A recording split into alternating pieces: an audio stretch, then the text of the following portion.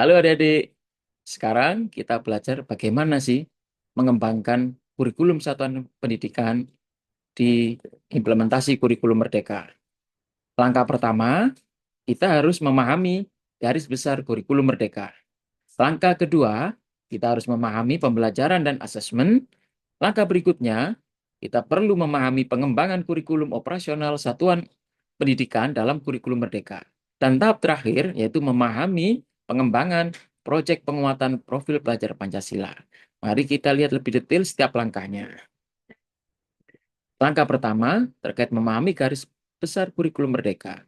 Yang pertama yaitu kita harus melakukan eh, pengamatan terkait regulasi mengenai kurikulum Merdeka yang berlaku. Kita perlu untuk belajar regulasi mengenai kurikulum Merdeka yang berlaku. Kemudian kita harus melakukan kajian akademik kurikulum untuk pemulihan pembelajaran.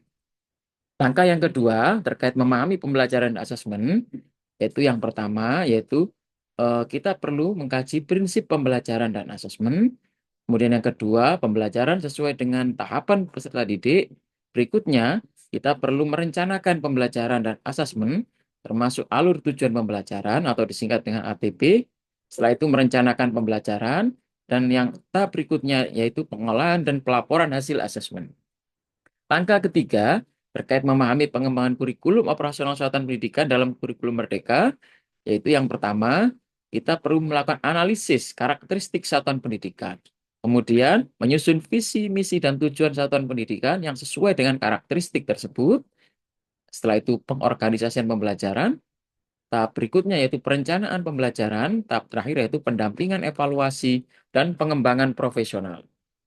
Langkah keempat, yaitu memahami pengembangan proyek penguatan profil pelajar Pancasila meliputi 5 aspek. Yang pertama yaitu menyiapkan ekosistem sekolah.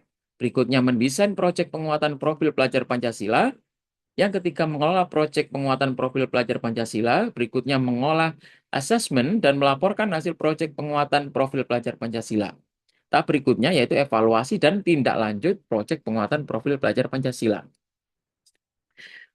Dari langkah-langkah yang saya sebutkan sebelumnya, itu bisa dilihat lebih detail pada langkah-langkah teknis untuk pengembangan KSP di panduan pengembangan kurikulum operasional di satuan pendidikan. Ya, ada di link tersebut, bisa adik-adik cek melalui internet. Itu dapat diakses secara bebas.